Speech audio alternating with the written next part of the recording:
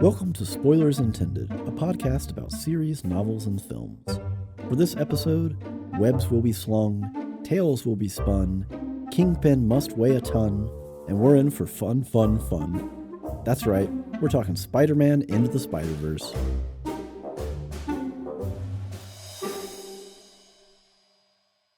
Hey everybody, welcome to the show. I'm Stephen Ford, joined as always by Andrew Knuckles. Hey, how's it going? And Joel Killingsworth. Hello. Alrighty, guys. Well, before we just leap right into the Spiderverse, have a little chat maybe about what you've been watching or reading lately. What's on your watch list, if you will. Yeah, what have you been watching or reading, Stephen? Well, I'm gonna go for a twofer here because I have been reading The Expanse. The ninth and final novel is out now, and I need to catch up. So I have been blowing through the fifth book and into the sixth book, and I can confirm it is still great. Yeah, and you started reading it after I started reading it, and I think I got like 4 books in. I was like, you have to read this series. It's so good. And then Lauren's just like, well, I just have them. What? Okay. And I mean, the whole book series is fantastic. But yeah, I mean, go on. And then on the watching side, I am watching Arcane. So that is the League of Legends show. Yeah. They finally made an anime. It Yep. took them forever, and it's quite good. The game is not super great, but the show is... Whoa, wait a second. League of Legends is phenomenal as long as you can get past the community, which is basically half the game. All of the game. You rely upon 4 other people who are morons. You could play all random, all mid, and it's still at least kind of fun. I mean, that's fun, yes, but that's not the core of the game. Yeah. Okay. Anyways, moving on. So Arcane, pretty good. Like the expansion and kind of additions to the lore, because the lore was always there and was always kind of ignored because you're just fighting each other. So, jumping off, well, we'll go to Joel. Okay, fine. So more holiday content. No, So I'm watching a Christmas show with my wife, and is it Hawkeye? it's Hawkeye. No. A Christmas show with your wife. It's Hawkeye. So yeah, we've been watching Hawkeye on Disney Plus, and actually, like to my surprise, have been greatly enjoying it. The trailer looked terrible. I agree with Andrew, but on that endorsement, I may have to at least give it an episode Don't or two. say that. Please don't make us review this show. Like I might add it to the list. okay, so Clint Barton as basically a retired superhero at this point, having gone through all of the incredible stuff that he was not qualified for in the least, because he's not a power hitter like the rest He's of the just a Avengers. guy with a bow. He's just a guy, and now he is trying to live his life, but his past won't leave him alone. Very compelling.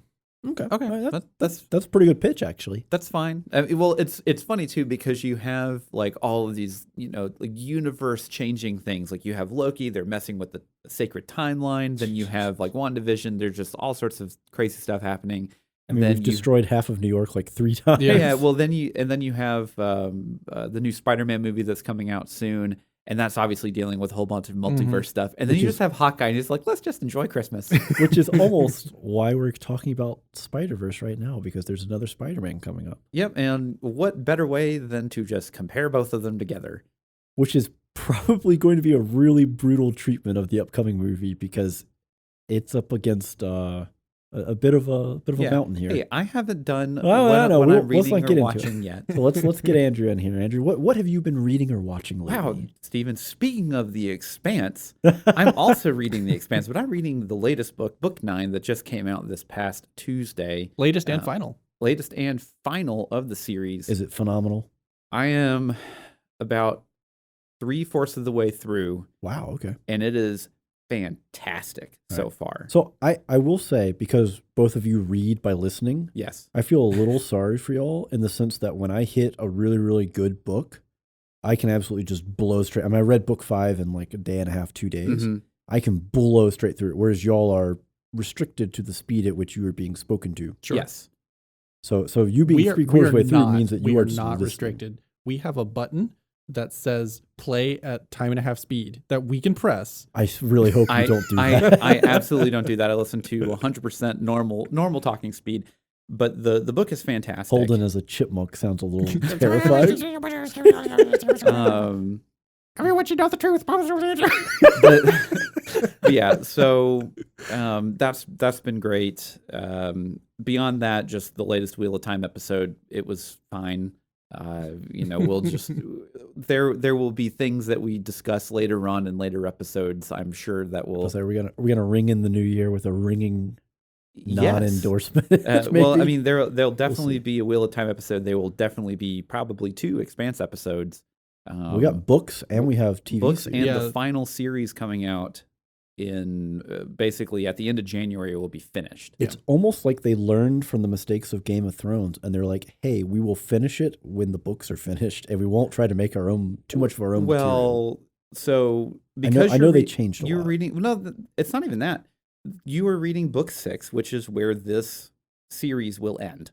Oh, the okay. TV series. So they ended it by established material, basically. Maybe there's a couple weird hints in the trailers that they may or may not do things, but we'll get there. We'll get there at some point. Yeah. Either way, honestly, if you have not read or listened to The Expanse, like the actual novels, go and do so. Even just do yourself a treat. Even if you've already seen the series, go listen to Leviathan Wakes. It is just it's just such a good book. Well, it's so great. It's about as good of a not true hard sci-fi, but it's really close to hard sci-fi. Really close because it has that little extra bit of magic to it. Yeah. But that it's really cool until you it's one of those things where until you've read the whole series, I can't tell you what they've done with the technology that they get. They're kind of playing off the idea that any sufficiently advanced technology is indistinguishable from magic, right? Yes. Where it's like, well, this is obviously magic, and then they break it somewhere down the line. They break it down as being technology. But initially, it's still going to have, because some things are outside of the human scope. It's going to have that feel of magic. Yeah, absolutely. But yeah, go and just do yourself a favor and listen, read, or watch The Expanse. It's just great. Just do it. Yeah, period. Wholehearted. I will second that as well. And while we're talking about absolutely great things, we need to talk about Spiderverse. Absolutely. Joel, do we want to give a score first? So our combined score, which is the average of the scores that we have given out of 10, 1 being I hated it, 10 being it was perfect, we gave it a 93%, 9.3 out of 10. This is the highest rated so far that we have produced, and that includes Ghostbusters 1 on this show. Yes. Yeah. You're welcome. Then beat that by... That's true. It was Joel's fault. You were the one bringing that down. But we beat that by a clear 11 points, I guess. I think it was 8.2. It was 8.2. It was 8.2. Yeah, memory works. All right. But so okay. Synopsis. Why does it deserve this? Yeah, well, we'll get there. But first, a synopsis. What is happening? You know what? Joel, you're the synopsis guy. Okay, all right. Synopsis. So we have yet another Spider-Man origin story, but it's the self-aware Spider-Man origin story. Very self-aware. Right? And so you have the quintessential Peter Parker where everything is going perfect. He's pursuing his graduate degree. He's married to Mary Jane. He's at the height of his career. And then you have parallel Miles Morales, a young high school student in New York that has kind of a struggling dynamic with his father, who's a cop, and then also his other kind of mentor figure, his uncle, who's kind of like the cool guy who doesn't really get along with his cop dad. Yeah, you have the cool uncle. And one thing leads to another, and Miles gets bitten by a spider that is radioactive. And he ends up being drawn into a plot that involves a multi-dimensional gateway being opened and different Spider-Man analogs from the full spectrum of realities getting pulled into his and having to figure out what's going on and how to deal with it while growing and developing with his newfound powers. So this is What If, before What If was a TV show, but after What If was a comic series. What If meaning the Disney Plus show, right? Yes. Gotcha. But it was also the same thing, was a series of comics. I mean, that's what they're drawing from. Yeah, I mean, that's how it works, right? Yep. Yeah. But you have all these stories, you want to tell them slightly differently. Okay, and that was a pretty solid synopsis. So, why do we need to watch? Why do you need to watch this? So you can probably be disappointed when the new Spider-Man I mean, if movie comes out. you've been watching live action Spider-Man up to this point, it's probably actually gonna be pretty exciting. The movie coming out. The movie will be pretty exciting. I'm not trying to downplay it. I'm definitely gonna go see it in the theater. Of the superheroes, Spider-Man's your favorite. Yes, right? Absolutely. So I think so my big concern for the upcoming movie, right, is the same issue Spider-Man 3 had. Once you put in too many arcs, how do you manage it? How do you balance it? Yeah, in the format of a 2-hour movie or whatever. 2.5, something like that. And I think Spider-Verse is probably one of the best shots of, in a 2-hour format, bringing in all of these arcs, all of these stories, and telling them in a concise and cohesive manner. Yeah, and not every character gets a full arc, or especially the three. Some of the extra characters and stuff like that they may not get. Well, I mean, there's always a lot side of them. characters. A lot of them are caricatures, essentially, right? They are built around a single idea. They do not have an arc. They are a supporting set piece, and they're really, really good at it, and they're handled really, really well. Yep. In addition to that, just the plain artistry of the film, the animation and the music and the acting is all phenomenal. Absolutely. And when you say acting, voice acting. This is an animated movie, as you already alluded to. It is a master class at how to animate a CGI movie. Just absolutely far and above like masterpiece level of just straight production. Well, there are so many CGI produced movies that have a rubber or lifeless feel to them, and this movie feels absolutely alive. Yep. Incredibly so. Yeah, and I can't give a better glowing recommendation to just go watch this if you haven't watched it already. And if you are a fan of Marvel films, especially Spider-Man, you've probably already seen it. But if you were ever on the fence because you're like, oh, I don't really like watching animated movies, watch this one. Well, I mean, one of the best. I think all three of us had to be convinced to go watch this. Absolutely. Right? I had no intention of watching it. It was not something that was on my radar because it was like, oh, well, it's an animated Spider-Man film. That's probably for kids, whatever. Yeah. And then when I finally was convinced to watch it, I was like, oh my goodness, this was the best film I've ever seen. This is so good. Well, and the title kind of throws you because it's like, oh, Into the Spider-Verse. I was like, well, that sounds very like a kid thing. Oh, everything's going to be all Spider-Man. It's going to be the spider buggy. It's going to be the whatever random spider thing. I don't need any of this. And I think you actually, Joel, convinced me to watch it after being convinced yourself because none of us saw it in theater. No. Which is kind of its own, a little bit of a tragedy. That thing on IMAX. Oh, that would have been beautiful. Yeah, if it gets a re-release at some point, I'd go watch I'm going for sure. Well, and I think the only reason I ended up watching it was I was just perusing YouTube, and they had an entire little like behind the scenes, like 20-minute video on it, on like how they kind of animated some scenes and did background stuff. And I watched it, and I was like, okay, this is kind of like scratching my graphic designer production itch. I guess I have to give it a shot. And then I convinced Holly that we should watch it. And she was like, okay, I guess so. I guess we could watch that. And then guess what? It was great. That's phenomenal. Yeah. Well, on that note, I do believe we are headed towards something very familiar. Yeah. So we're talking about what is, in our general opinion, possibly one of the best films of the decade, strictly from an artistry perspective. And speaking of the best films of the decade, we're now moving on to the best intermission of the decade. If you choose not to stick with it due to the spoilers that lurk beyond, I mean, I guess I understand, but before you go, if you liked what you heard, you can support us at patreon.com/spoilersintendedpodcast. How will you know if you're ready to stick around, you ask? It's a leap of faith.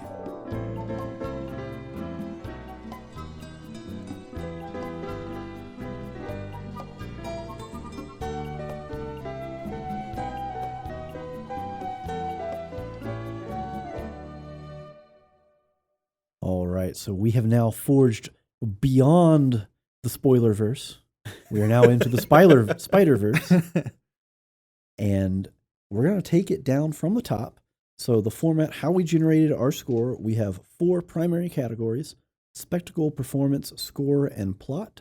And we rank them out of 10 and give ourselves a bit of an opinion on this. And we all have seen it very recently, so it's very fresh in our minds. Yep. We watched it before the podcast. Yeah. Before recording, yeah, as a group, just to make it happen. So, guys, I'm going to kick it out to Andrew here for Spectacle. Take us away. Oh man, I'm sorry, guys. I gave it a 10. Oh, I have. Did you apologize for this? I have no willpower when it comes to good animation. I mean, you had me questioning when you're like, "I'm sorry, guys. Like, is this something that Andrew gave like an 8 to? Because we gave a really high score. Something had to ding it just a something little had bit." to ding it. No, I am a very big animation junkie. Mhm. I've done motion graphics, art directing. I love all types of anime. I will follow key animation directors and key animators to whatever show that they are doing, so I could watch them animate more stuff. Because they were good. Because they were good. So this was just fantastic. Some standouts of just kind of the things, like it's kind of one of those things where it's like it's hard for me to find stuff that I didn't like about it. Yeah, I gave it a 10, and that's perfection by our metric. The use of basically, instead of using depth of field, they use chromatic aberration to basically split the colors for stuff that is supposed to be out of focus. Which for me, who does not understand the big words you use, that's like the blue and red from 3D glasses splitting apart. Yes. And using that instead of depth of field, which is one of the bigger things. Whenever you're watching a CGI film these days, either everything is all perfectly in focus and sharp and everything, or they use traditional lens depth of field, which is a bokeh or whatever you want to call it.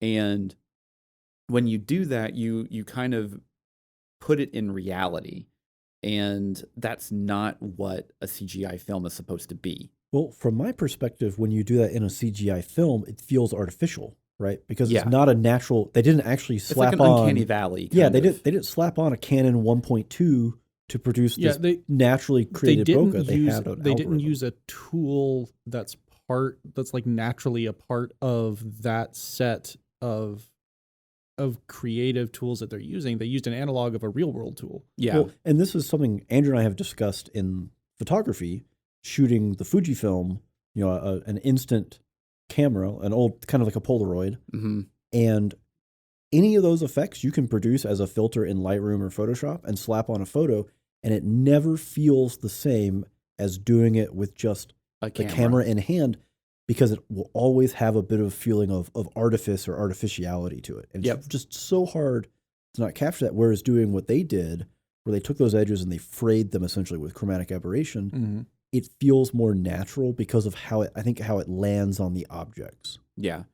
And kind of going into more of like the spectacle stuff, they hit the nail on the head every single time that any kind of new effect that they threw out there, like the final battle is just this cacophony of colors and just all sorts of stuff happening. But you can pick out every single thing that is happening at all times. If you pause the movie at any given moment in that, you could say that's a bus. That's a taxi. There's part of the Empire State Building. So much detail on every frame. And speaking of pausing it, every once in a while you'll get basically a quick little freeze frame of an actual, like what looks to be just a full comic book panel. Well, I mean, whenever they like tell a big event happens or something, whenever they tell any origin story, right, it pulls back out into comic book framing, including Miles's origin story himself, where he's looking at a comic book as it's happening. Yep. It's just fantastic. Masterpiece. Joel? I can't disagree. I gave it a 10. It was nothing short of a comic book come to life on the screen. Yep. Everything from the crosshatch shading that they put on everything. Halftoning. Big words.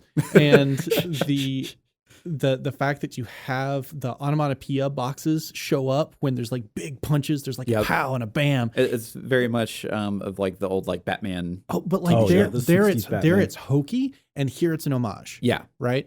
And it doesn't come across as silly. Right? No, it's just a part fits, of the art form. It fits right. Well, because it's a comic book, right? I mean, it reads as a comic book, so having that show up, that's just what you expect in a comic. Well, especially whenever like he's kind of thinking stuff, the word, like he's still saying it like in his inner monologue, but then it's also showing up on the screen as words as he's like going through the scene. Oh, and everything. As he's hitting the first day of being Spider-Man, and he's having that moment going down the hall where he's like, everybody saw me freak out. Why are my thoughts so loud? And you keep having these boxes. Play dumb. Who's Morales? Not that dumb. Yeah. It's just, oh, it's so well done because it does. It feels like a living comic book right in front of you with the boxes. And like in order to achieve that effect, they had to commit to it 110%. Yes. And every single bit of artistry that went into the film is serving this purpose. And it's just really incredible to see that kind of vision being brought to life. Yeah. So, Steven? Well, gentlemen, I am a paragon of willpower. And I looked at the screen and I said, you can't put a 10 down here. You got to resist. You got to have a voice of reason. So naturally, I gave it a 10. Because what is there to fault? The animation is incredible. It's great CGI. They took the time to go back in and put in lines as if there were hand-drawn animation in there, which helps give it life. There's a moment towards the end where Miles is down. Kingpin just gave him the big hit. And he's down, and he starts to pick himself up, and his eye, the mask, the Spider-Man mask eye opens, and there's just those little extra couple of lines in the corner of his eye, and it transforms it from being a featureless rubber object to a living piece of the mask. I mean, there's so many things that you could say. The big fight at the end. They're literally flying through, Andrew's going to know the term for this, but it's the dot printing that was used in old style comic books. Half-toning. Is that half-toning? I thought there was a different word for it. But they're literally fighting amongst these dots of color, which would be the ink print in the comic book. They found all of these small little touches and details to really, really sell it and make it live. And they made the stakes really high, right? Like, end of the world, potentially end of multiverses. We're going to kill not just one Spider-Man, but a lot of Spider-Men, people. Individuals? Peoples. Well, there's a pig too. Individuals? Spider beings. Spider beings. There we go. Yeah, it's just so good. And when they do the collider, all the colors and just the sheer riot that's going on, not just once they're in it and they're fighting, but just when it first starts up. Even down to other bits and pieces, the way Dr. Octavius moves with the claws is incredible. Like her entire character, just the way that they did her arms and stuff, it almost feels like stop motion. There's a lot that almost felt like stop motion, and I think that had to do with frame rate. Well, the frame rate is definitely a big thing. Yeah. So traditionally, movies are going to be rendered out in 29.97 frames per second or whatever. If it is a cinema film, it's going to be 24 frames per second. If it is an anime, it is going to be roughly 12 frames per second, just because it saves a lot of money. And I'm pretty sure that that this movie was either 18 or 24 frames, just given on whatever scene that they're doing. And it definitely shows, and not in a bad way. Right. It gives it a different feel than what you're used to seeing on, say, like a Pixar film, where they're like full, like, it feels like they have 60 frames of animation every time they move, and they're super smooth and everything like that. That is not what this is. Right. Well, this is a comic. This is almost like you are flipping pages in a comic book. Yep. And also, it's a different universe. Like the universe that they are working off of is not ours. It's not the base Marvel universe. So it feeling a little alien and a little strange. Everything is roughly analogous, and then you see the advertisement for Coke with a K. Yeah. And stuff like that throws you off just a little bit. Planet Inglewood and stuff like that. And I love that they took the opportunity to take a fresh design look at all of the characters that they pull in. Doc Ock, as we already said, different. She was great. Completely different. She has these air powered, almost pneumatic, grabby arms, which is just really fun and interesting and different. And Green Goblin is like this 3-story tall Godzilla like figure, still throwing around bombs and stuff though. I mean, that's fine. Well, no, it's just, I just found It's it funny expected. Yeah. that like he's like there's this massive like monster thing and he's just throwing around bombs. He was in his workshop with the tiny tools on the tiny desk building those because it's only so big. Yeah. And so like getting the opportunity to just see such delightful reimaginings in a kind of an arena where it didn't matter. Well, Right? we're not hit even the- talking Spider-Man. Also, you didn't even hit the big. No, not the biggest one. Oh. The biggest one, Kingpin. The literally biggest, The- not who's literally not biggest, literally most biggest. massive. He probably No, weighs more most than Green dense. Goblin does. Most Yeah, he's dense. very Most dense. But like the black suit with the Yeah. hulking head bent down between the shoulders.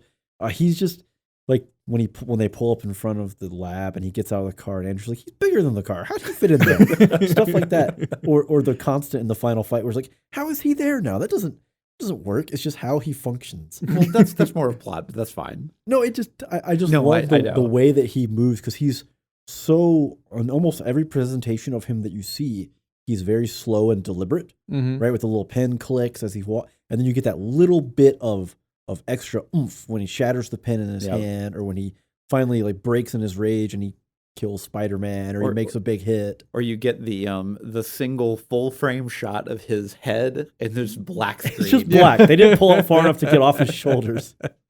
Yeah, just spectacle is just. I mean, like it is an absolute joy to just watch and just take in all of the sights. Yeah, I had to Yeah. get on to Andrew at the start of the movie because they watch a lot of things with subtitles turned on because they're, one, because of anime, and two, just because it's kind of convenient. Yeah, It's like, hey, you got to turn those off. There's way too much going on to have words on the screen too. that is fair. Okay, so we're moving to performance. We sure are. I went first last time. Oh, you're looking at me. All right, I'll go. So I'm going to jump in here with a 9. Okay. And I have a hard time finding anything really default. I just don't know if it was great enough to call it perfect. Mm-hmm. But there are definitely the quiet moments because it's voice acting, right? It's not quite the same as being on screen as an actor. Yeah.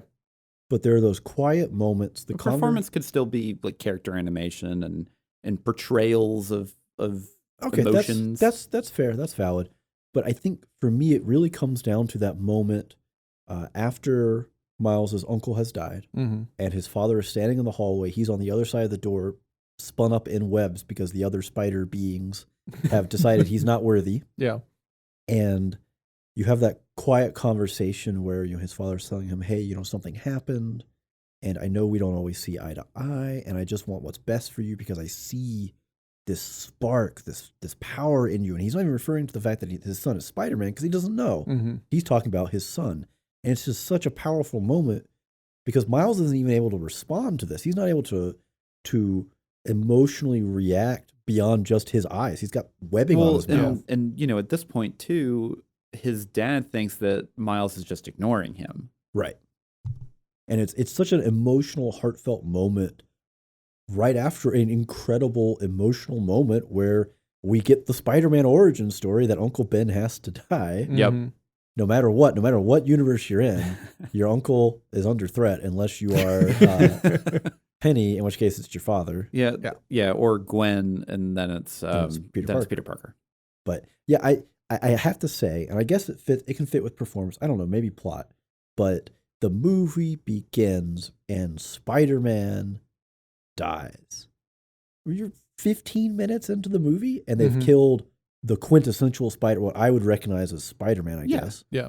And it's like, wow, how are they going to carry this? How are they going to make this work? And all these characters work so well to just pick up the weight and the emotion of the movie and carry it through, both with how they were animated and how well the voice actors interact with each other. Whether or not I don't know how they record, if they did a recording where they were actually all on set at the time, because they do that sometimes, or if it was just individuals.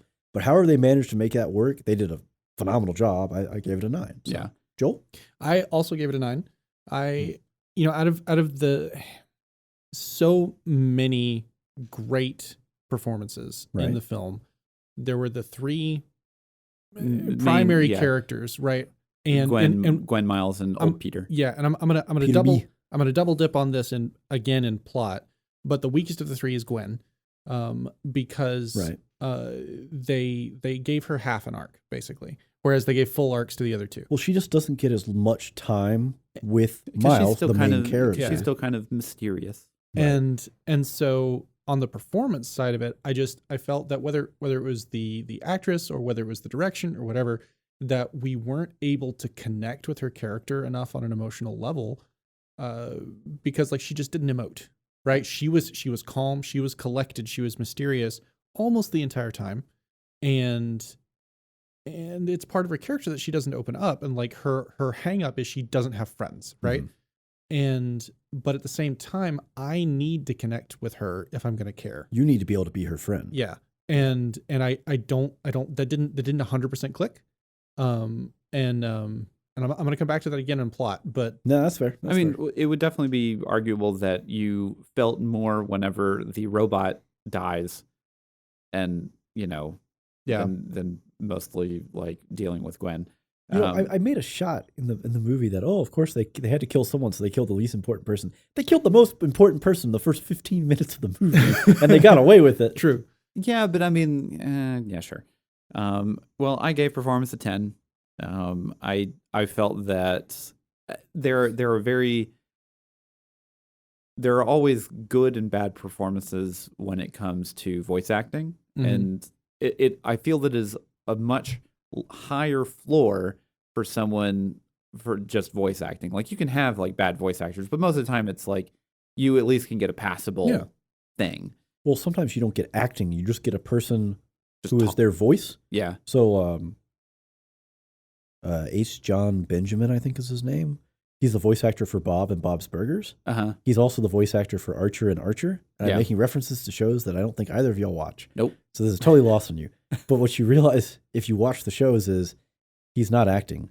This is his voice and his vocal mannerisms in both characters. And they are wildly different characters to the point where they even made a crossover episode of Archer where he is Bob in Bob's Burgers because it's just so absurd that it's just the same voice over and over again. Yeah. Whereas when you have, which for a lot of these voice actors here, if it's a one-off, I don't have a way of being able to peg that down. Oh, this is just what they sound like. But you can get away with that as a voice actor where, they were just talking.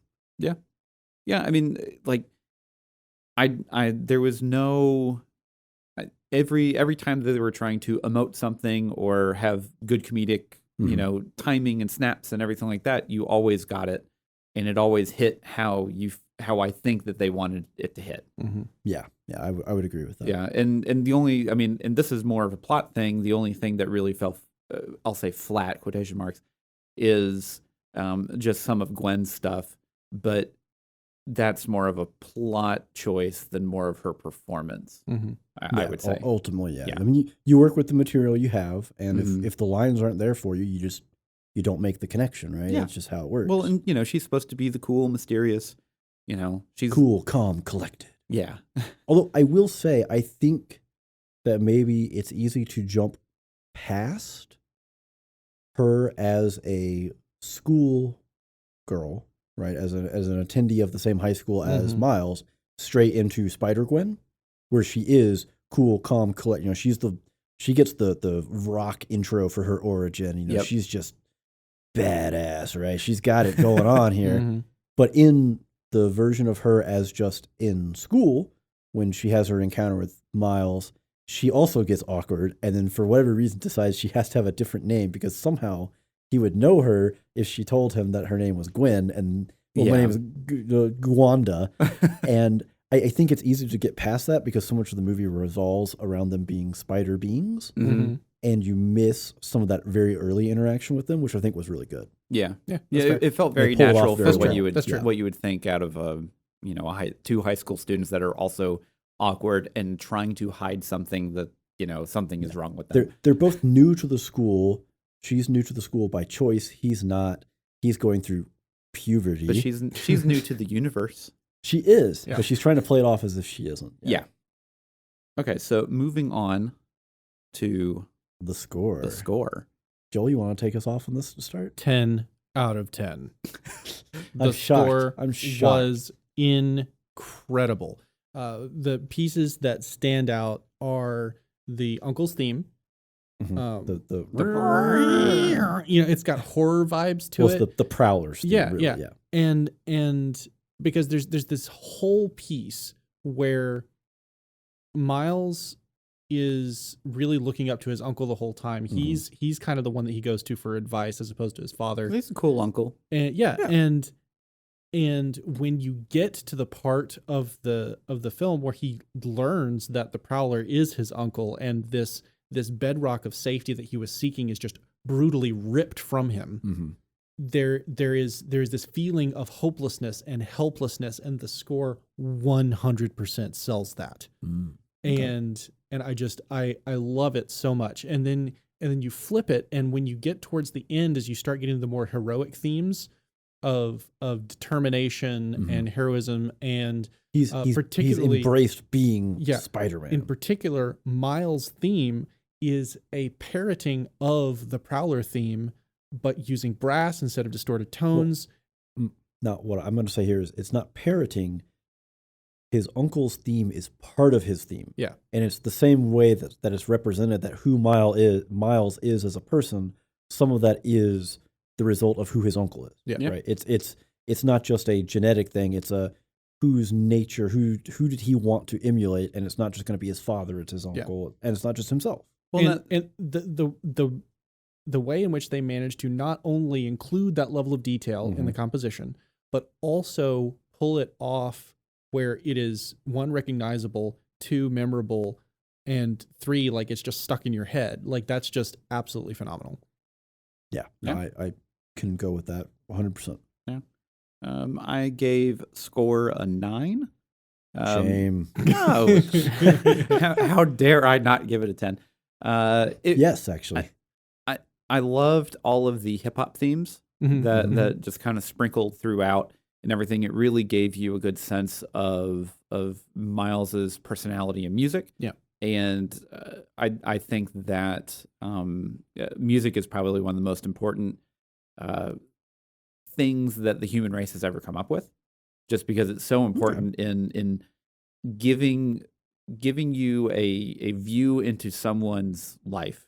You can say a lot of important things in music. Yeah, and it doesn't require exposition or all these other things. So whenever you have a lot of these character themes and that kind of stuff, that if he's like going through the street, high-fiving his friends, that kind of stuff, and you have this really good little hip-hop beat behind it, it really sends home the kind of person he is without having to explain it to you with words. Or who he is when he's in his element, as opposed to the new school he's going to where he's out of his element. Yep. And then the second he gets into the high school and everything like that, the music completely changes to where, like, okay, this is clearly not his element anymore. He's not in his happy place. Yeah. And I mean, the only thing that I knock it for is really just a lot of like some of the more standard superhero style themes. They just don't really do it for me, or they're just not very memorable.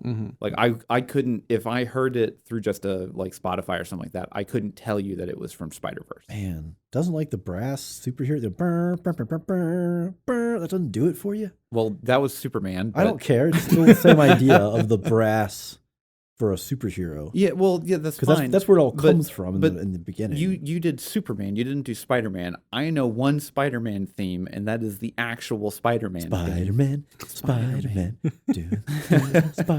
Yeah, so, I mean, it was still great. All the music really hit pretty well. And, I mean, I only knocked it a point just because a lot of the music is, I'm not going to be able to recognize it outside of the film. So, what'd you get? Shame on Andrew. I gave the score a 10. Oh my gosh. And unlike Andrew, I love big, bold, brassy themes. I've mentioned before, I like jazz. I played trumpet. So give me that big swelling brass. I love string as well, but in the right place, the right time, and this definitely hits the right place, the right time. Those kinds of themes really, really sell a mood and emotion. To kind of play off what you were talking about with the hip hop themes, right? Yeah. I think the term is dialgesic, but I'm not positive. I may have just absolutely brutalized a word. But so there are two types of music in a movie or a show, right? There is background music, which we, the audience, hear and the characters do not. Correct. Then there is in-universe music that they sing or they hear, they listen to. And you don't, with Miles, you don't always know which it is because he's got his headphones on, right? So it starts and he's listening, you're hearing the song, he's singing along to it in character. So it's not perfect. And he doesn't really know all the words, so he's like half singing, half I was going to say, he's doing the thing that we all do, where you're like, oh, I don't know the words here. So it's very natural. And then you have the transition as he's walking to his new school. And the music's going, blah, blah, blah. He goes up, hits his sticker on the sign, comes down, steps on his shoelaces that are untied because it's a choice, and busts on the pavement, and his headphones come off, and the music stops. And that's the exact moment where his father pulls up in the cop car and whoop, whoop, him. And it's such a perfect sell of he has crossed that moment. He stepped off that curb, and he went into the unknown, and his good vibe, everything has ended. And one of the reasons for it, one of the selling points of it is now he's interacting with his father. And he's in the back of the patrol car, bored, yada, yada. And you already knew all those emotions were coming just from the way the music was handled. And I think that's a really, really powerful storytelling tool that not everything makes use of as well as they could or should. But yeah, I mean, beyond that, you pretty much covered. The Prowler theme is amazing. I mean, calling it an element of horror is an understatement. It's really incredible. His uncle as the Prowler is such a force of nature compared to him. Like the power level is so different that he doesn't stand a chance. It's interesting because the power level isn't actually different. It's more just it's the experience, right? The Prowler, he knows his strengths. He knows what he can and can't do. And Miles doesn't yet. Because ultimately, Miles has superpowers, and as best we can tell, the Prowler is just a dude. Well, he's just a guy. I mean, he gets shot and he goes down, right? He just has some enhancements of the boots and the gloves. And that's kind of always been a general theme of any Spider-Man story is that Spider-Man has the power, right? Like that's not the issue. He doesn't need to go get stronger, right? Like that's not his arc. He's not on the hero's journey. He is struggling with, I have this power. What do I do that doesn't just make everything worse? Great responsibility. Yeah. So I think we handled that pretty well. So back to the plot. So we're going to let Joel jump back in here and talk about what he wants to about Gwen. Not yet, though, because I'm going first. Got me on the inhale. I saw you guys. I had us in the first half. I'm not going to lie. So I gave it a 9. Okay. And I mean, I've already covered a little bit of this, right? I mean, you start the movie and they kill, this is Spider-Man, and they kill Spider-Man to start the movie. How do you recover? How do you tell a story from this? And they do a brilliant job from there. And I really love the way they handled the origin stories. Yeah. Where it was it's like open the comic book. This is the TLDR well, real quick. And every single one of them, you know this. Yeah, and every single one of them is like, okay, let's do this one more time. One more time for the last time. Yeah. But really, this is the last time. But really, it's very self-aware. Yeah. And throughout the movie itself is so sharply self-aware that they know what they're doing, where it's, we know we're giving you another origin story. We're just going to blow through it. No big deal. You've seen it all before. Uncle Ben's going to walk off into the sunset and moving forward. Yeah. And they don't have to hit on it. They don't have to cover it. Peter B, his attitude when he enters the universe is perfect. The evolution from that is perfect. Like you said, Gwen doesn't quite get the full arc. He obviously gets a very full arc. Yeah. Because at the end of the movie, he's going back to fix things with his Mary Jane. Yeah. He's grown not just by helping Miles. I mean, early on in his introduction, he's like, "This is why I didn't want kids. They break things." And then at the very end of the movie, he's like, "Yeah, you're doing awesome. This is great. Do I want kids?" Yeah. It's those little interludes that they gave him, just the little one-off lines that land so well over and over and over it's again. The character of Spider-Man too, right? Because Spider-Man is way smarter than he is wise, right? And he's always cracking wise because of it. And so for a jaded Spider-Man to be making jokes of his own life because he just feels like he doesn't have control of it anymore it plays so well. Yeah, and there's a reason why Spider-Man and Deadpool get along great in the comics, and it's because they're both smart mouths. Yeah. Wise something else's. Trying to be nice. Wisecracks. Yeah, well, they wisecrackers. Yes. It's the merc with the mouth and the spider with the mouth. Yep. And it plays off really well because, again, Peter B is the older Spider-Man, so he's had ultimately just more time making these kinds of quips throughout his life. And like you said, they've evolved to fit his current situation, but they're still there. It's still just part of the personality. It just rolls out. And you see it with Miles in the beginning. Like it starts that way with him, even quipping to himself. You know, play dumb. Who's Morales? Not that dumb. Yeah. I love that. I love that line so much. The first time Lauren and I saw the movie, we had to stop the movie. We were laughing so hard. And then just like the humor is just top notch all the way through. Because like he goes straight from that humorous beat, running away. He's like, all right, so I'm going to dash in this door, and closes the door. There's no way he's going to find me. He didn't see me walk in here. And then he looks down. He sees the photo. Well, he sees the photo, and it's that guy's office. He's like, oh, well. and then like, you know, all the other students are just pointing at the door. He's like, well, he's in there. Yeah. And then the whole like, stop sticking, don't stop sticking. Yeah. Those poor pigeons. But yeah, that whole, the quiet, because it's such a, I feel like it's such an 80s movie trope of you have the classroom with the teacher is, you know, lecturing, and then you have the whoomp at the window and nobody gets to see what it was. Yeah, whoomp again. It's just so good. I mean, I could go on and on and on, but I won't take everything away from y'all, so I'm going to throw this to Andrew. No, cool. I get to go before Joel. I like ruining all of Joel's points. So I gave it an 8. I think that's the lowest score that we have out of the entire. Well, there's still one score from me. You don't know. That is true. Wait, but we haven't had a 7 yet. Yeah. 8's as low as it's going. It was a 9.3 total, so we're still fine. Yeah. But I gave it an 8 only just because there are some decent leaps in logic towards the final act of the Kingpin reappearing, disappearing, reappearing. Yeah. How did he get there? A couple of those, and then like whenever he knocks Miles down, like kind of like for the final blow, and then, you know, obviously every Spider-Man always has to get back up, right? And it's a very powerful moment, but like if you're looking at it from just like in there, Kingpin is just standing here watching this prey that he is clearly defeated. Yeah. Just, you know, and he like he did it once, he could do it again. He can just kill Spider-Man. Counterpoint, right? After that blow, right? He's you all make sure you never see your family again, and just smashes him down, right? Yeah. So Kingpin is in the full rage. He just had the moment happen to him again that cost him his family. Yeah. In the subway car, in the multiple dimensions, he has Spider-Man by the throat up against the wall, and the wife and son see him and they flee from him. And it's the exact same moment played out again, right? Yep.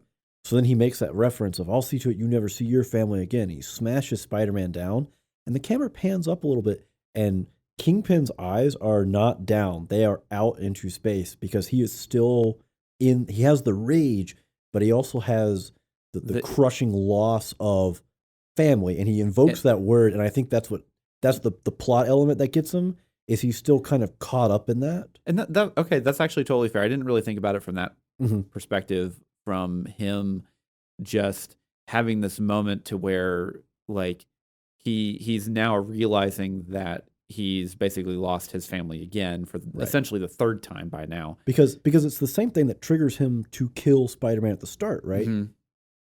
Peter Parker is on the ground. He's very badly injured from the explosion. Yeah. And he makes the thing. He says, you can't do it. You're not going to bring your family back. And that's where the rage hits. Yep. And then he comes back up and he's got that little bit of introspection, but he's still moving forward. Right? Yeah. Still going to do what he needs to do. Yeah.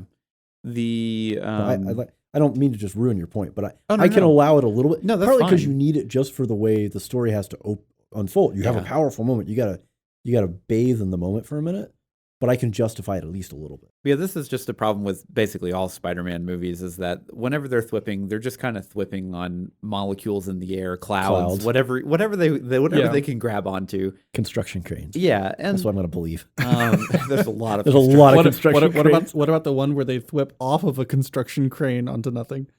They go from the construction crane to the other building. It's an invisible construction crane. It's just larger.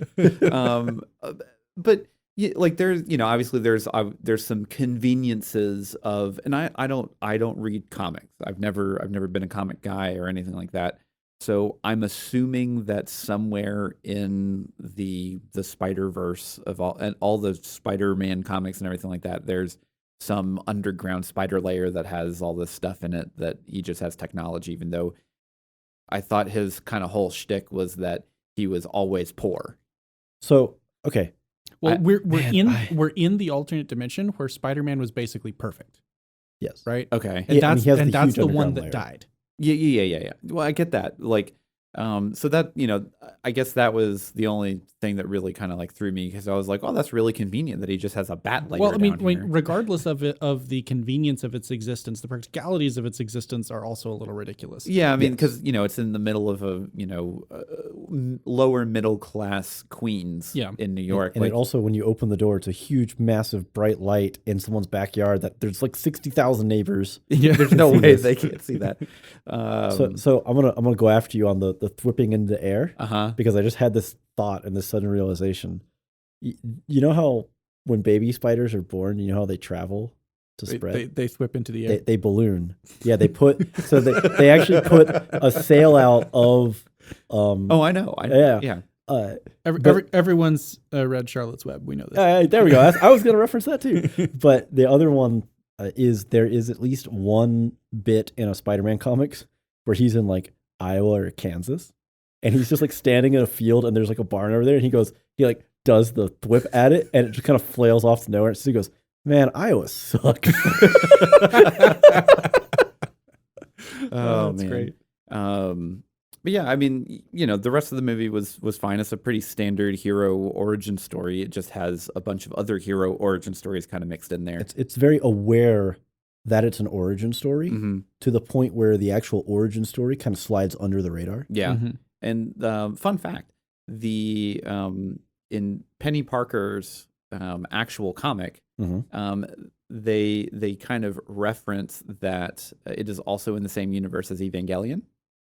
Oh, I didn't know that. That's pretty cool. So actually. in Penny, so there's a panel, and it's probably more of just an homage than anything else.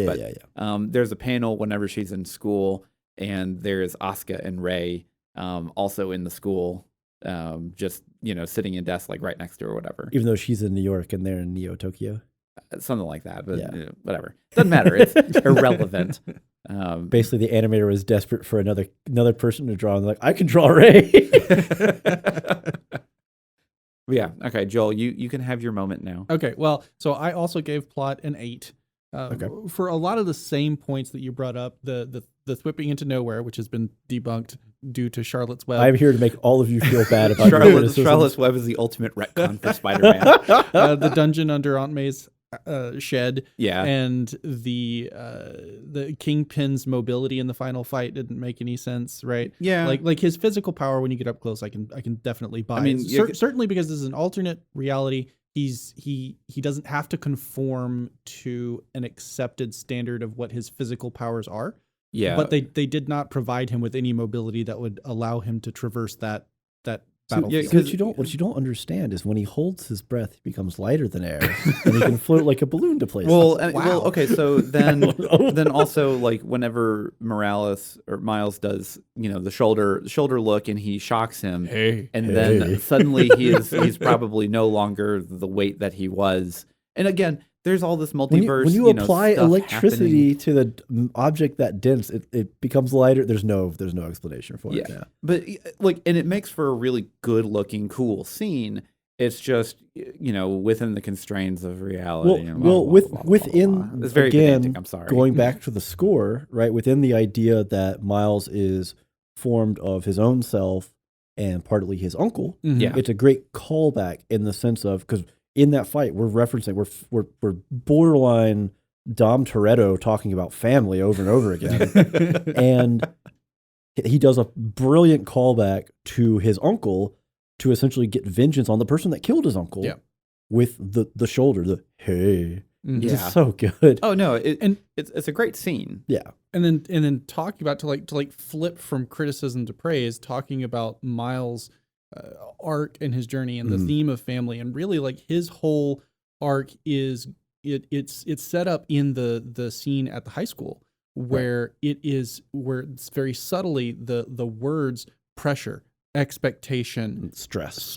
Those words are highlighted in what the teachers are saying in the montage of class to class to class. Yeah. And so like that is what his character is going through. Is he has all of this external expectation placed upon him, and reinforced with the perfect Spider-Man's death, because that Peter says, you have to do this. Promise me you will do this. And he's not equipped to do it. I missed a good spot. I'm just going to go ahead and just grab this because it fits with plot as well, but it was really score, is the death of Spider-Man, and they kick into the song, the I'm Not Afraid, and everyone's, getting the news on their phone, and there's just this crushing moment, and he goes into Stan's shop and buys the poorly fitting outfit. It's just such a great, because he's like, I have to pick up the mantle of Spider-Man. Well, what's the first step to do that? Well, I have to look like Spider-Man. Yeah. And, $15 is as far as I'm going to get, because I don't have an underground basement lair with 16 costumes. And I still love, I made the point to y'all when we were watching it, that they ride the elevator down, and the plot knows that there are 3 other spider beings down there, but it's all dark for the effect of the individual areas lighting up with all the equipment. Yeah. And it's like, so in order to achieve this, it's kind of the Rogue One thing, not to go all the way back to Star Wars, but it's the Rogue One thing of, in order for him to stand menacingly in the hallway, he has to be holding his breath. Right. So it's this deliberate movement. So it's the same thing. These spider beings, in order to introduce themselves, they're all just kind of crouched in the darkness, like any minute now. But moving on. So like what finally releases him from all of this external baggage, because we get kind of a foreshadowing of it with how Peter B coaches him through how to let go of the lighting fixtures. He's got to relax. Yeah. Right. He's too tense. He's cramped up. He can't control anything because he just is almost in a panic mode all the time. Yes. And so what allows him to do that ultimately is connecting with the approval of his father. And we get that initially at the scene where his father comes to his dorm room to tell him about his uncle. And then we get it again in that really powerful moment that you're talking about with Kingpin pausing, and his father is off in the distance just saying, get up. Get up. You have to get up. Spider-Man, you have to get up, which is honestly maybe a little bit of a ding, because the last time he saw, I guess he saw a red and blue Spider-Man, and this is a black and red Spider-Man, so it's different Spider-Man. Yeah. Was when from his perspective, his brother was dead. Yeah. And I guess maybe within the parlance of once you actually get an ambulance there and like, oh, he was shot. And then it's like, well, Spider-Man doesn't shoot people, so it couldn't have been Spider-Man. Yeah. I guess you have that connection. I mean, there's a couple little leaps in logic with that. But also, like, the circumstances are dramatically different, right? It is obvious that Kingpin is the bad guy. Like, because he's big and ugly. There's no... He's wearing black because of his aggressive actions. We're talking about a cop here. And cops use aggressive actions. I don't know what you're talking about. Okay. We're going to stop that one right there. We're just going to keep going. But anyway, so love all the details around that arc. I think it's fantastic. Yeah. It really hits really great emotional beats. Similarly, as we've already alluded to, Peter B's story of just coming from feeling like he completely messed up his own life and has no idea what to do about it and has basically given up. And through this journey of helping Miles, kind of gets back some measure of hope. And what I really ding this most for is that we had a third main character in Gwen, and she did not get anywhere near that level of attention. She didn't get those emotional highs. Yeah. And now the flip side of that is we also had Spider-Pig, and granted, you're cheating because this is an animated show, and Spider-Pig is by definition an animated character, and they even make the crack of, oh, what do you think of a cartoon? They probably handled Spider-Pig about as well as that character can realistically be handled. Yeah. Because that is a squirrely thing to hold on to and force into a story and it not be bizarre or just only comic relief, right? Because he's a lot of comic relief with like the whole quip of, do animals talk in this universe? I don't want to scare him about the roommate. Yeah. All the way down to when they beat Scorpion and he drops the anvil. It's completely cartoon comedic moment, but he is seriously and legitimately helping, right? He pulls the magnet out to pull the guns away from the bad guys shooting at him and stuff like that. So he is comedy. He is being the cartoon, but he's still relevant to being helpful instead of just he's the comedy where he trips and pratfalls himself or whatever. Yeah. Well, and kind of speaking on that, I loved Spider Noir. Oh gosh, Just what? I mean, it's Nicolas Cage. Like you can't. Like whenever he gets to play roles like that are just so absurd, over the top kind of stuff that like that he just loves that because he can just do whatever he wants. Well, also you get Spider-Man quipping off Spider-Man. Where's the wind coming from? We're in a basement. Wherever I go, the wind goes, and it smells of rain. You just like, oh gosh, this is so good. And I like. All the versions of Spider-Man in this film were great. Even like I'm not like a big like Looney Tunes fan, but I actually really did enjoy Spider-Pig or Spider-Ham, I guess is the. Is it Spider-Ham? I think it's Spider-Ham. It probably is Spider-Ham, just because even though he was actually bitten by a radioactive pig, which I love in that moment because they're doing the triple origins at once. When he says that, the other two just like characters in their origin stories look at his panel like, what? That's not how this works. Yeah. But overall, like that kind of humor was built into everything, not just the absurd characters. Yes. But the serious characters as well had moments of humor that did not sacrifice the drama of the story. Yeah. And like one point that really highlights how the writers were very cognizant of how the story needs to be paced and structured to serve both humor and heartfelt moments was that when our three main protagonists are getting near the end of the fight in the collider, and they're like, okay, we're finally formed up. We're together. We can take down Doc Ock. This is going to be a hard fight, but we can do it. And then she's taken out by a bus, going across the thing. And they're all just like, oh, that was really easy. Well, that was easy. Yeah. And it's a comedic moment, and like she's trivialized in it, but that's good. It actually serves the story because she's not the main bad guy. She's not the primary Kingpin. And clearly, like at that point, she's. Doc Ock has kind of shown that she can absolutely go toe-to-toe with multiple Spider-Men at the same time.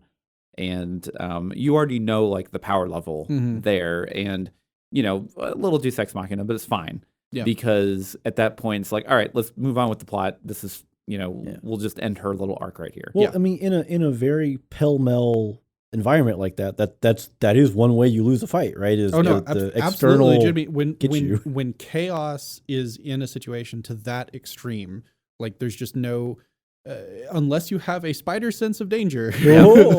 Which is just the fact that they have 8 eyes. They have eyes. Whatever. They have eyes. Yeah, that's yep. Okay, so I think that pretty much covers all of the plot. So because this is kind of derivative and also new, we're just doing originality and faithfulness scores. It's kind of a combined score, yeah. What you got over there? I gave it a 10. Took the coward's way out. Well, okay, so this is the thing. I don't read comics. I don't even really like superhero movies that much. I like Spider-Man. Right. He's always just been kind of like the only superhero that I really kind of connect with besides X-Men. And I've seen all the Marvel films and all that kind of stuff, but like he is the only superhero that I've ever really just like I will go actively seek out media for Spider. Like if a new live action Spider-Man comes out. So what you're saying is of all the characters, this is one you should actually know the most backstory and pieces about, and you don't. Yes, basically. I just want to make sure that we get that out there. So from my uninitiated, I don't read comics score, I gave it a 10. All right, fair enough. I gave it a 9. Okay. And you know what? Spider-Man is not one of my favorites. Spider-Man is actually one of my least favorite superheroes. And I couldn't really tell you why. I think it's just because he's one of the classic OGs. So in the same way that I don't really like Superman and I don't really like Iron Man. You also don't like to watch recommendations on media. Oh man, he's mad now. He's got to trot this out. Slow down over there, Sparky. So I don't have as much of a background to judge it on, right? I don't know, but everything about the way they are portrayed it reads Spider-Man to me. Yeah, I think we've complained. I don't know if we've complained on air, but we've definitely complained in person about different things that are adaptations of stuff, because this is ultimately an adaptation of Comic books and- 6 different Spider-Man comic lines. Yeah. And sometimes sacrifices are made, and you can look at an adaptation and say, you could have just called this something else, and you wouldn't have had to tread on Yeah. the license of something that existed, and you could have just written your story. And this is absolutely not that. This is emphatically Spider-Man and all kinds of different facets of Spider-Man. Mm-hmm. And I got to give him huge props for that, because from someone who doesn't necessarily pay super close attention, do I know what a Spider-Ham is? Sure. Did I know Penny Parker existed? No, I did not. Did I know Spider-Man Noir existed? No, I did not. Can I accept that and say, yeah, that fits? Yes, I absolutely can. Yeah. Joel? I want to, with every fiber of my being, give this less than a 10, and I cannot find a reason to do it. So I'm going to give it a 10. It feels completely true to the character in the myriad of forms that they looked at the character, and it is it's just such a unique conglomeration of ideas. Yes. And pulled off brilliantly. Yeah. I think we mentioned it while we were watching the show, that because it wasn't taken maybe as seriously by Sony, because it was animated, that they were more hands off. There wasn't as many fingers in the pie. So the people who were in charge really got to do what they wanted to do, and they pulled it off brilliantly. Yep. Yeah.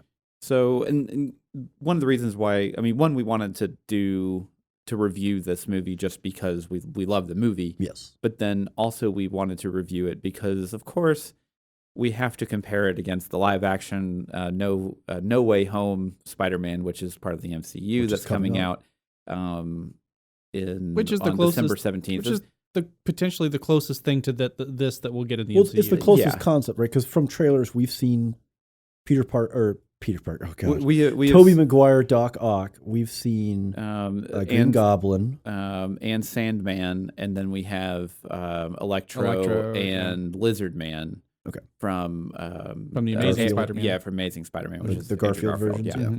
So we've seen these elements, and of course, there's a lot of speculation that they're going to have all 3 Spider-Men. Yeah. So the possibility is you get a live action version that's kind of similar to what we just watched, what we just talked about. Yeah, right? and it's entirely possible too that so a lot of people kind of refer to Tobey Maguire and Andrew Garfield possibly being in this film as like one of Hollywood's worst kept secrets. And it's possible that it's such a bad secret that they've kept, they're actually fitting in a bunch of other stuff that is such obfuscation that they're like, oh, look at Tobey Maguire and Andrew Garfield. They're totally not going to be in this movie. Ignore the fact that Spider-Ham's going to be in this movie. Yeah. So we could see, Spider-Gwen or something like that. We don't know. Yeah, we really don't know. It is one of those where I look forward to it. I'm not the biggest fan of Tom Holland's Spider-Man, but I think he's better than Garfield. Fair.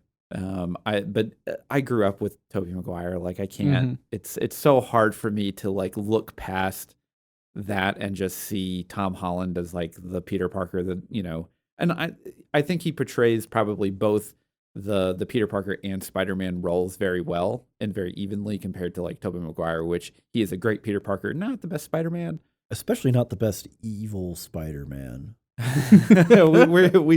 We don't really talk about Spider-Man 3. Spiderverse even also did that. Yeah, and this happened too. We don't really talk about that. Yeah. And he does the dance. Oh man, it's great. But I'm looking forward to it.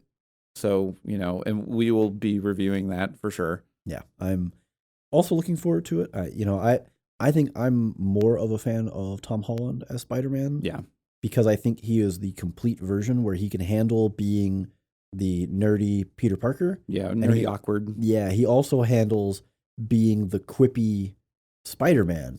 Yeah. Whereas Andrew Garfield was a believable Spider-Man. He was not believable as a bullied nerd in high school. Sorry. Yeah, because he is just like pretty boy. He would have been at the top of the food chain in a high school. I'm sorry, unless it's just an absurd high school.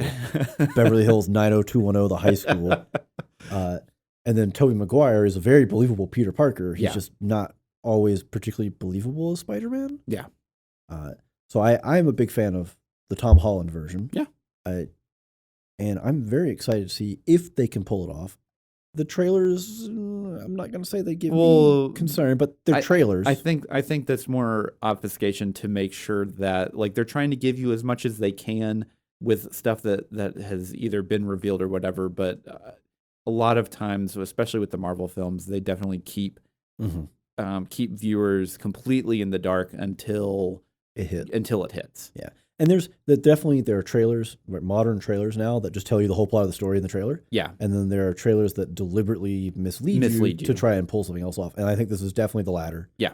But obviously they've got Doc Ock there, so you've got one of the cooler villains, in my opinion. Even though it's one of the dumber decision trees to get there, but one of the cooler villains. Yeah. So we'll see how they pull it off, Joel. Oh, I'm absolutely 100% looking forward to this film. It's going to be an exciting ride no matter how you splice it. I really, really like the Doctor Strange portrayal that they have in the MCU with Benedict Cumberbatch. Doctor Strange is probably my favorite character in the MCU as it exists. And so like as they move forward with more and more of these films, not just revolving around a single character, to me that brings a lot more interest to it, because you have all of the history of the different characters that's been built up, and they get to bring all of that to bear in a single story. So yeah. Well, all right. Well, that sounds like all the time we have for this episode. So until next time, I'm Steven. I'm Andrew. And I'm Joel. And every spoiler was intended. Thanks for listening to this episode of Spoilers Intended. If you would like to join the conversation and maybe suggest something you think we should review, head over to Discord. If you really liked what you heard, you can also support us on Patreon. Links are in the description below.